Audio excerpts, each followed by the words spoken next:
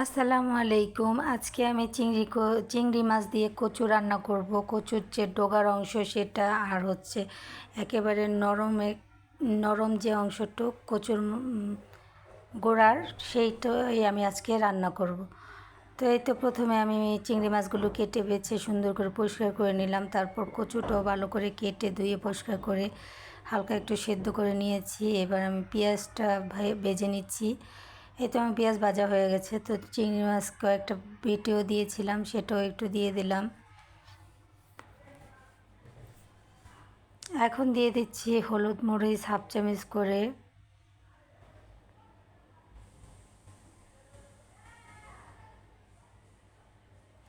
আর সাথে দিয়ে দিচ্ছি 3-4টা কাঁচামরিচ মাঝখান দিয়ে চিড়ে, আর দিয়ে দিচ্ছি স্বাদ অনুসারে লবণ,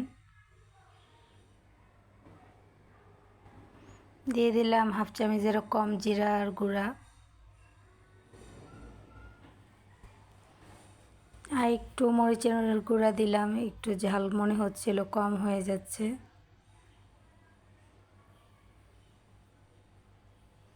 তো আমি সবগুলো মশলা দিয়ে ভালো করে কষিয়ে নিচ্ছি।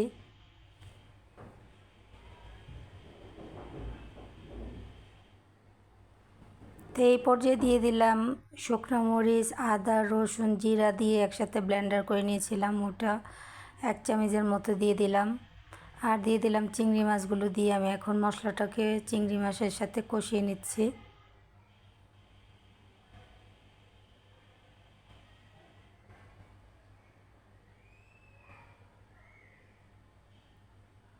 তো এই পর্যায়ে আমি আমার মনে হচ্ছে চিংড়ি মাছগুলো কষানো হয়ে গেছে। এই পর্যায়ে আমি দিয়ে দিব কচু, সিদ্ধ করে রাখা কচুগুলো দিয়ে দিব।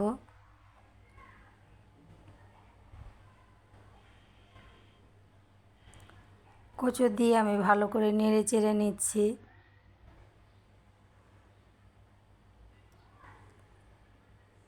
আমি জানি না আসলে রান্নায় কোনো ভুল আছে নাকি আমার ব্যক্তিগত কোনো প্রবলেম হতে পারে। মানে আমি যেই কোনো জাতের যেই কোনো কচু খেলেই গলাটা চুলকাবে, যত যাই করি।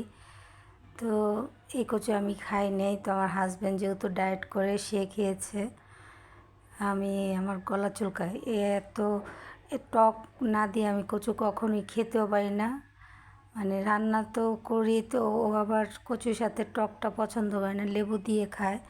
কিন্তু আমি একবারে এতগুলো তেঁতুল দিয়ে বা জলপাই দিয়ে বা টক জাতীয় যেই কোনো কিছু দিয়ে তারপর আমি কচুটা রান্না করলে একটু খেতে পারি।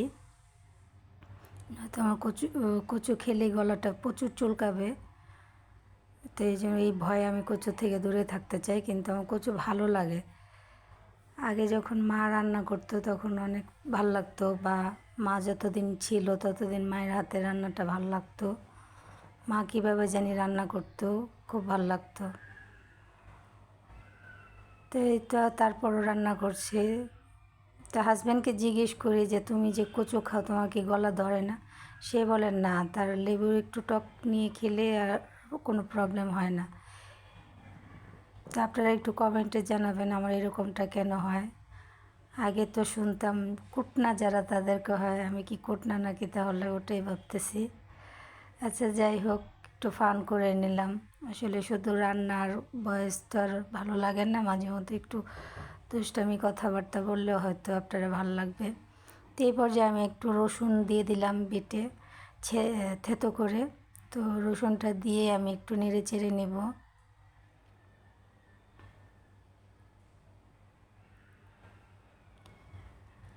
তো আমি একটু লেবুও দিয়ে দিলাম, লেবু দিয়ে ভালো করে নেড়ে চেড়ে নিলাম। তো এই তো আমার কচুর রেসিপিটা তৈরি হয়ে গেল। অবশ্যই ভালো লাগলে একটা লাইক করবেন।